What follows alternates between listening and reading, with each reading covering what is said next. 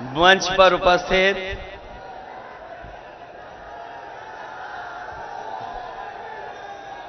पर उपस्थित समाजवादी पार्टी के हमारे प्रत्याशी पूर्व सांसद ब्रजेंद्र सिंह जी, आपके बगल की लोकसभा के प्रत्याशी जसवीर वाल्मीकि जी, पार्टी के हमारी जिला अध्यक्ष श्रीमती लक्ष्मी धनगर, महासचिव मनोज यादव, पूर्व विधायक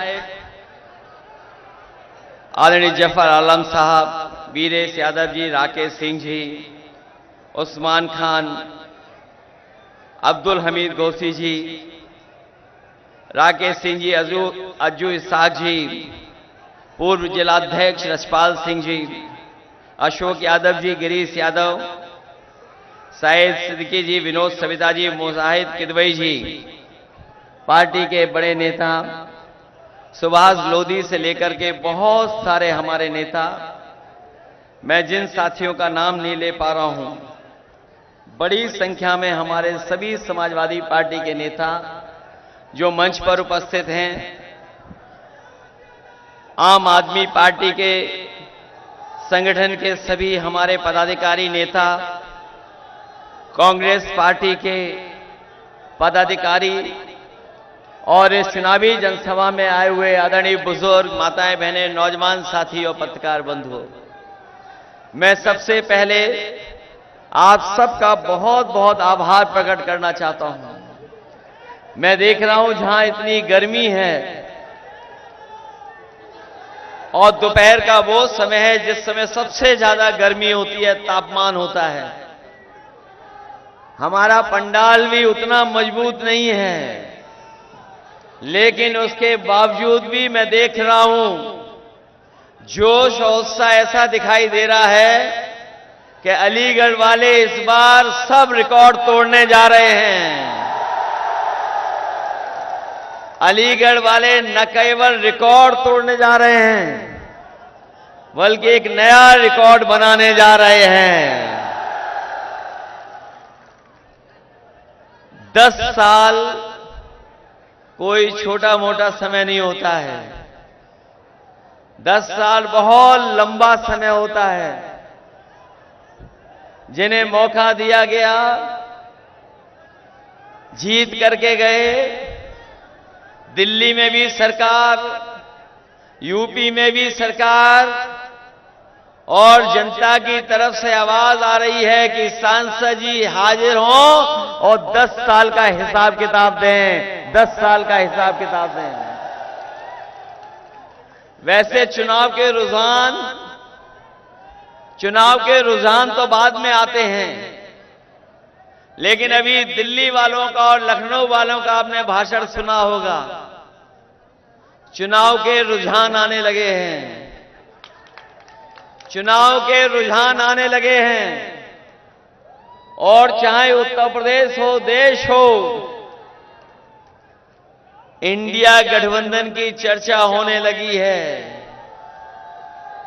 जो पश्चिम से हवा चली है, जो पश्चिम के लोगों ने मतदान किया है, उस मतदान ने ऐलान कर दिया है कि भारतीय जनता पार्टी का इस बार सफाया होने जा रहा है।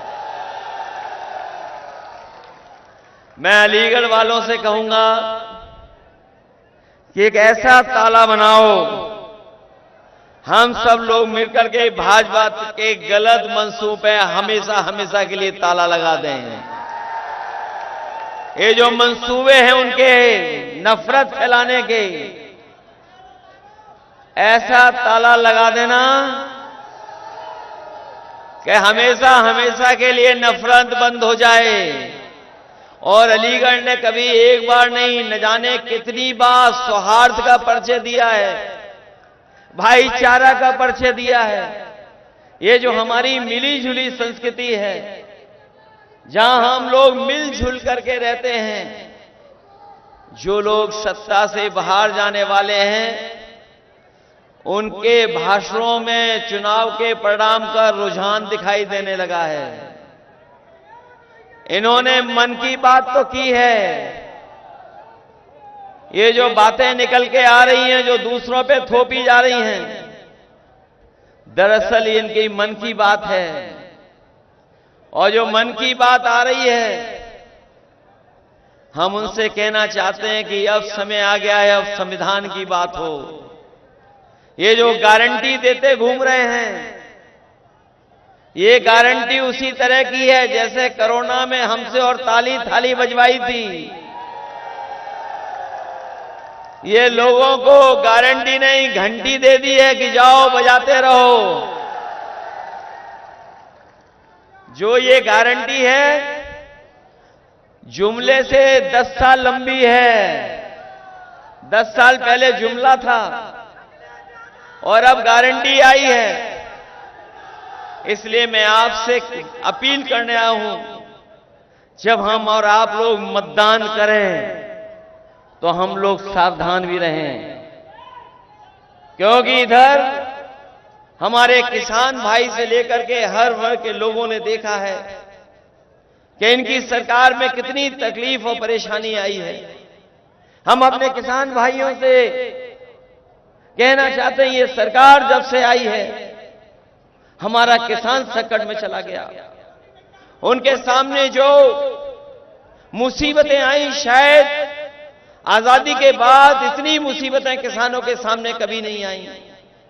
और मैं याद दिलाना चाहता हूं कि जब कोरोना था, जब सब कुछ बंद हो गया, अगर कोई खेतों पे जाकर के अन्न पैदा कर रहा था तो वो हमारे किसान और हमारे किसान के बेटे जाकर के अन्न पैदा कर रहे थे। और न केवल हमें आपको पेट भरने के लिए अन्न पैदा किया, बल्कि इस देश की अर्थव्यवस्था बचाने का भी काम किया। ये लोग धोखे से काले कानून लाए थे। हमारे किसान जानते होंगे, पूरे प्रदेश और देश के किसान दिल्ली जाकर के इस सरकार के खिलाफ खड़े हो गए। इन्होंने कीलें लगवाई, दीवारें खड़ी की, पुलिस लगा दी, ट्रैक्टर को डीजल नहीं भरने दिया, लेकिन हमारे किसानों ने परवाह नहीं की और वो दिल्ली जाकर के खड़े रहे। हजारों शहीद हो गए, लेकिन तभी लौटे जब किसानों के तीनों काले कानून वापस ले लिए सरकार ने। आज मैं आपसे पूछना चाहता हूं, यही सरकार है जिसने कहा था हम किसानों की आय दोगुनी कर देंगे। अभी आप लोग गेहूं काट करके गेहूं बाजार ले गए होंगे। क्या सरकार ने आपकी लागत और हमारे किसानों को जो लाभ मिलना चाहिए था, क्या लाभ मिल गया किसानों को? लागत के हिसाब से क्या हमारे किसानों की आय दोगुनी हो गई? और ये जो दिल्ली वाले और लखनऊ वाले लंबे लंबे भाषण दे रहे हैं, मैं अपने किसान भाइयों से कहना चाहता हूं, ये सरकार वो है जिस सरकार में पिछले 10 साल में जो सरकारी आंकड़ा बताता है, एनसीआरबी का आंकड़ा बताता है, गरीबी के कारण और हमारे किसान अपनी परेशानी के कारण 1 लाख किसान ने आत्महत्या कर ली। क्या जवाब है सरकार के पास? कोई जवाब है सरकार के पास? जहां किसान दुखी है, वहीं हमारा नौजवान जानता होगा, मेहनत करके, पढ़ाई लिख करके, अच्छी कोचिंग करके जब वो नौकरी पे गया, परीक्षा लिखी, लेकिन सरकार में पेपर लीक हो गया। ये नौजवान जानते होंगे कोई एक पेपर लीक नहीं हुआ है। अभी तक जितनी भी उत्तर प्रदेश की परीक्षाएं हुई हैं, सब परीक्षाओं के पेपर लीक करा दिए। और पुलिस भर्ती को लेकर के जब हमारे नौजवान तैयारी कर करके गए, उन्हें लगा कि उनका भविष्य बन जाएगा, उन्हें नौकरी मिल जाएगी सरकारी। सरकार ने भरोसा दिलाया कि हमने पूरा इंतजाम किया है सुरक्षा का, कोई पेपर लीक नहीं होगा। लेकिन जब नौजवान परीक्षा देकर के घर लौटे, उन्हें पता लगा कि पेपर लीक हो गया है। कुछ लोगों को पेपर पहले ही मिल गया था, सरकार घबरा गई। अगर लाखों नौजवानों को 100 में से 100 नंबर मिल गए, पूरे के पूरे नंबर मिल गए, तो कैसे नौजवानों को नौकरी देंगे? इस घबराहट के कारण वो नौजवान चाहता था कि परीक्षा कैंसिल हो। इनका पेपर लीक हुआ, परीक्षा कैंसिल हो गई। सोचिए नौजवान साथियों, आपका 1/3 जीवन इस सरकार ने बर्बाद किया है। बताओ, 1/3 जीवन इस सरकार में बर्बाद हो गया आपका कि नहीं बर्बाद हो गया? आपका जीवन से खिलवाड़ करने का काम अगर कोई कर रहा तो ये सरकार कर रही है। इनकी नियत नहीं है नौकरी देने की, और अगर नियत नौकरी की होती तो बताओ अग्निवीर जैसी व्यवस्था लागू करती है सरकार। ये अग्निवीर व्यवस्था क्या है? आधी अधूरी है नौकरी। ये कोई पक्की नौकरी नहीं है। हमारा नौजवान पक्की नौकरी चाहता है और पक्की नौकरी कर करके देश की रक्षा करना चाहता है, वर्दी पहन करके सम्मान के साथ जीना चाहता है। लेकिन ये सरकार अग्निवीर जैसी व्यवस्था ला करके हमारे नौजवानों का भविष्य छीनने का काम कर रही है। मैं अपने नौजवानों को कह के जा रहा हूं, समाजवादी पार्टी और इंडिया गठबंधन ने तय कर लिया है, हमारे नौजवानों ने जो खोया है, केवल खोई नहीं है नौकरी, मैंने पहले भी कहा 1/3 जीवन बर्बाद किया है। मैं अपने नौजवानों से कहना चाहता हूं, जो फौज की भर्ती में जाना चाहते थे और सम्मान की नौकरी करना चाहते थे, इंडिया गठबंधन और समाजवादियों की सरकार बनेगी, पहले जैसी नौकरी, पक्की नौकरी देने का काम भी समाजवादी और इंडिया गठबंधन करने का काम करेगा। ये हमारे नौजवान और किसान जब ठान लें, अगर किसान और नौजवान ठान लें तो बताओ ये सरकार कैसे बचेगी? क्या सरकार बच पाएगी? याद कीजिए, जब पहली बार अलीगढ़ में समाजवादी सरकार में हम लोग आए थे तो हम लोगों ने लैपटॉप बांटने का काम किया था। लैपटॉप बांटे थे अलीगढ़ में आकर के, और इसलिए बांटे थे क्योंकि हमारे नौजवानों का भविष्य बन जाए, पढ़ लिख करके आगे बढ़े। और ऐसे लैपटॉप दिए कि आज 7 साल बाद भी जिसके घर परिवार में होगा वो अगर चलाता होगा तो बताओ हमारी और नेताजी की फोटो दिखाई देती है कि नहीं दिखाई देती है? 7 साल बाद भी चल रहा है। और मैं अभी कहना चाहता हूं, अभी कुछ दिन पहले प्रधानमंत्री और बिल गेट्स वापस में बैठ करके बातचीत कर रहे थे, और आपने अखबार में पढ़ा होगा कि अमेरिका के जो उद्योगपति आए थे उन्होंने कहा कि अगर हमें डिजिटल डिवाइड के लिए कोई भी फैसला लेना पड़ेगा उसमें हम भारत सरकार का सहयोग करेंगे। और जब मैंने वो खबर पढ़ी और उसके बाद हमारे किसी साथी ने बताया कि जो लैपटॉप आपने बांटा, आज अमेरिका में कई स्टेट में, कई शहरों में लैपटॉप बांटा जा रहा है। सोचो, समाजवादियों ने 7 साल पहले बांटा था और आज अमेरिका में भी बांटा जा रहा है। अगर बच्चों को, उनके भविष्य को बनाने के लिए, पढ़ाई लिखाई में आगे बढ़ने के लिए, दुनिया से जुड़ने के लिए अगर सबसे बड़ा काम अगर किसी ने किया था तो समाजवादियों ने लैपटॉप बांट करके दिखाया था। उसकी भी नकल की, इस सरकार ने नकल कर ली उसकी भी।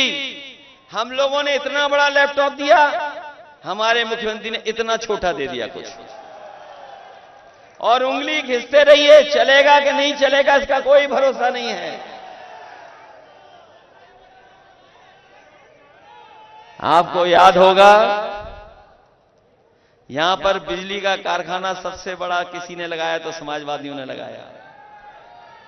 हरदोगंज में 660 सुपर क्रिटिकल प्लांट, हम लोग तो नाम भी ले लेते हैं।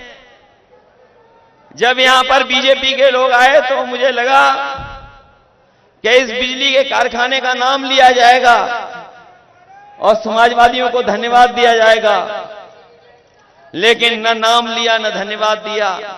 हमें खुशी है इस बात की, जो समाजवादी सरकार में बिजली का कारखाना लगा था, न केवल उत्तर प्रदेश में आम लोगों को बिजली दे रहा है, वो जो कारखाना लगा है न जाने हजारों नौजवानों को और मिलकर के कुल मिलाकर के हजारों लोगों को नौकरी मिली है। और जो आज 24 घंटे बिजली मिल रही है, अगर सबसे बड़ा योगदान सबसे ज्यादा सब स्टेशन बनाने का और बिजली कारखाने का लगाने का अगर किसी ने फैसला लिया था तो समाजवादियों ने लिया। उसी का परिणाम है कि आज उत्तर प्रदेश में बिजली ज्यादा बन रही है और ज्यादा मिल रही है।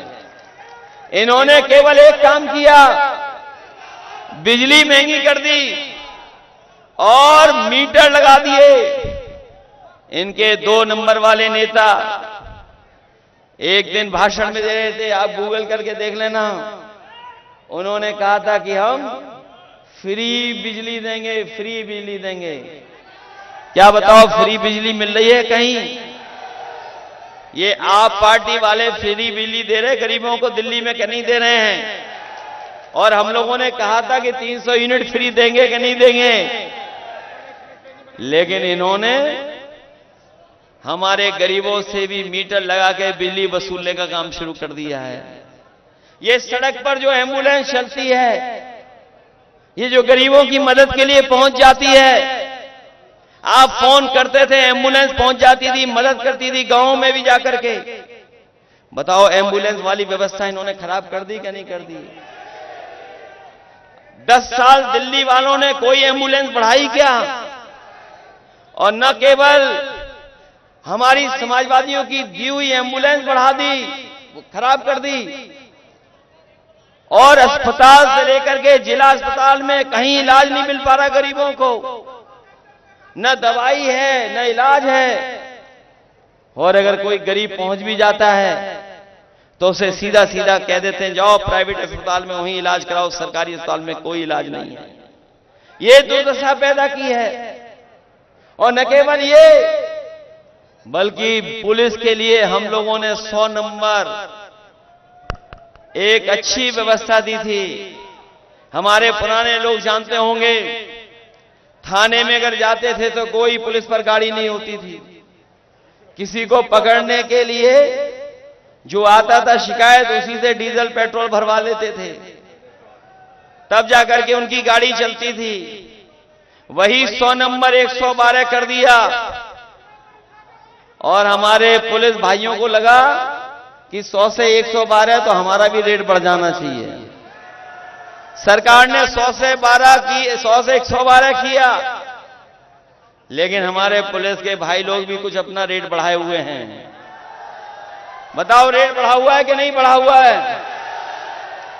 और ये लोग कभी कभी गुस्सा करते हैं, कभी कभी गुस्सा करते हैं, लेकिन इनको पता होना चाहिए जिस तरीके से अग्निवीर व्यवस्था बीजेपी ने 4 साल की कर दी, अगर इनकी दोबारा सरकार आ गई तो ये खाकी वर्दी वालों की 3 साल की नौकरी हो जाएगी।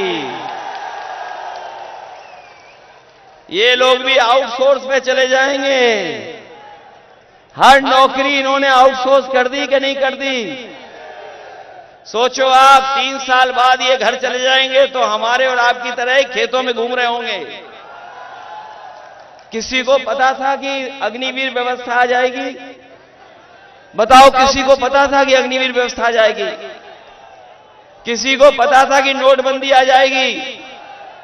हमारे तमाम व्यापारी साथी यहां बैठे होंगे, वो जानते होंगे कि जब से नोटबंदी और जीएसटी आई है, हमारे तमाम हार्डवेयर और यहां के कारखानों को सबसे ज्यादा परेशानी पैदा की है। नोटबंदी और जीएसटी ने हमारे व्यापारियों का, उद्योग चलाने वालों का सबसे ज्यादा नुकसान करने का काम किया है इन्होंने। और उसका परिणाम यह है कि बड़े पैमाने पे बेरोजगारी फैल गई है। न कोई रोजगार दिया। और जो लोग कहते थे 1 डिस्ट्रिक्ट 1 प्रोडक्ट, बताओ हमारे अलीगढ़ के कारखाने वालों को क्या लाभ मिला है 1 डिस्ट्रिक्ट 1 प्रोडक्ट में? कोई लाभ मिला हो? कोई बड़ा कारखाना इन्होंने लगाया हो? तो इसलिए सावधान रहिए और मतदान करना। ये बीजेपी वालों से बहुत सावधान रहना है। इनकी जो पहचान बनी है वो झूठ और लूट की बनी है पहचान। बीजेपी वालों ने पूरे अपराधियों का और भ्रष्टाचारियों का सबसे बड़ा गोदाम बनवा लिया है भारतीय जनता पार्टी ने। जितने भी भ्रष्टाचारी हैं, अपराधी हैं, सब इनकी गोदाम में पहुंच गए हैं, भारतीय जनता पार्टी की गोदाम में। बताओ गोदाम में पहुंच गए कि नहीं पहुंचे हैं? और जब से इलेक्टोरल बॉन्ड की बात आती है, इनका इलेक्टोरल बॉन्ड ने बैंड बजा दिया और इनकी बोलती बंद करा दी। कोई चंदा 1000 करोड़ देगा? कल्पना करिए आप, सोचिए आप कैसे चंदा लिया गया है। कई ऐसे लोग हैं जो लोगों ने चंदा दिया है, न जाने कितना चंदा लिया है। 1000 करोड़, किसी से 600 करोड़, किसी से 400 करोड़। बताओ चंदा लिया कि नहीं लिया चंदा? और इन्होंने उद्योगपतियों को भगवा दिया कि नहीं भगवा दिया? और बैंकों से पैसा जमा करवाया, हमारे किसानों का कर्ज माफ नहीं किया इन्होंने, बड़े बड़े उद्योगपतियों का कर्जा माफ कर दिया। 15 लाख करोड़ से ज्यादा उद्योगपतियों का कर्जा माफ कर दिया। हम अपने किसान भाइयों को कहना चाहते हैं, इंडिया गठबंधन समाजवादी सरकार बनाएंगे और एमएसपी का कानूनी अधिकार देंगे और किसानों का कर्ज माफ भी कराने का काम होगा। आप लोग हो तैयार वोट डालने के लिए? हैं तैयार आप लोग? आप लोग तैयार हो संविधान बचाने के लिए? ये संविधान बचाने का चुनाव है। आपका एक वोट न केवल विजय सिंह जी को जिताएगा, बल्कि संविधान को भी बचाने का काम करेगा। आप लोग लोकतंत्र बचाना चाहते हो? ये लोग जो बड़े बड़े नारे दे रहे हैं, क्या पता कल हमारा आपका अधिकार छीन ले वोट डालने का। ये छीन सकते हैं हमारा आपका अधिकार, ये संविधान बदल सकते हैं। इनके लोग जो हैं दबी जबान से कभी खुलेआम कह रहे हैं कि हम संविधान बदल देंगे। ये लोग जो 400 पार का नारा दे रहे हैं, ये जनता की नाराजगी का सामना नहीं कर पाएंगे। इस बार 400 हारने जा रहे हैं। 400 पार नहीं, 400 हारेंगे ये लोग। बताओ 400 हार होगी इनकी? नहीं होगी। और फिर जब संविधान को बचाने के लिए निकले हैं, याद रखना ये 2024 का चुनाव संविधान मंथन का भी है। ये संविधान मंथन का चुनाव है। एक तरफ तो वो लोग हैं जो संविधान की रक्षा करना चाहते हैं और दूसरी तरफ वो लोग हैं जो संविधान के भक्षक हैं, संविधान को खत्म करना चाहते हैं। इसलिए सावधान रहेंगे आप लोग। और मतदान करने के लिए आप लोग एकदम अपने बूथ की चौकीदारी करना। चौकीदारी करोगे अपने बूथ की, क्योंकि चौकीदारी नहीं की तो ये बीजेपी वाले धोखा दे सकते हैं। और हम इन्हें बताना चाहते हैं, जो 10 साल सांसद रहे हैं बीजेपी के लोग, जो सांसद चुन करके इस बार इनका सब गणित फेल कर दिया नौजवानों ने, और सब गणित फेल कर दिया किसानों ने। नौजवानों ने जो गणित फेल किया है उसकी भरपाई नहीं हो पा रही है। आप हिसाब लगा लेना, अगर 60 लाख बच्चों ने जिन्होंने परीक्षा लिखने की तैयारी की थी, 60 लाख बच्चों का परीक्षा छूटी है, नौकरी छूटी है। और अगर इनके माँ बाप को जोड़ लें, 3 वोट एक घर में जोड़ लें हम अगर, तो 60 लाख का गुणा 3 में हो गया 1 करोड़ 80 लाख। और 1 करोड़ 80 लाख का अगर हमने भाग दे दिया 80 लोकसभाओं में, तो बताओ हर लोकसभा में कितना वोट कम हो गया? 2,25,000 वोट कम हुआ है हर लोकसभा में। बताओ इनके पास कोई भरपाई है 2,25,000 वोट करने की? महंगाई हुई कि नहीं हुई? महंगाई आज बताइए, हर चीज महंगी हो गई। अगर आप अरहर की दाल भी खरीदोगे, चने की दाल, तो महंगी हो गई कि नहीं हो गई? आटा महंगा हो गया कि नहीं हो गया? हमारे किसानों का सस्ता गेहूं खरीद लिया और जाकर के बाजार में देखना जो पैक्ड आता है आटा, बताओ वो कंपनियां मुनाफा कमा रही है नहीं कमा रही हैं। इसलिए समाजवादियों ने तय किया है जो राशन गरीबों को मिल रहा है वो तो मिलेगा भी, उनके स्वास्थ्य को, उनके खाने को पौष्टिक कैसे बनाया जाए, उसके लिए अगर हमें जिस तरीके से संपन्न लोग बाजार से पौष्टिक आटा पैक्ड खरीदते हैं, हम अपने गरीबों को भी उससे अच्छा पैक्ड आटा दे करके और उनको डाटा फ्री भी देने का काम समाजवादी लोग करेंगे। आप लोग जानते होंगे मोबाइल फ्री थे, मोबाइल फ्री था लेकिन डाटा पे पैसा लिया जा रहा है और हमारे नौजवान तो महीने में न जाने कितना डाटा इस्तेमाल कर रहे हैं।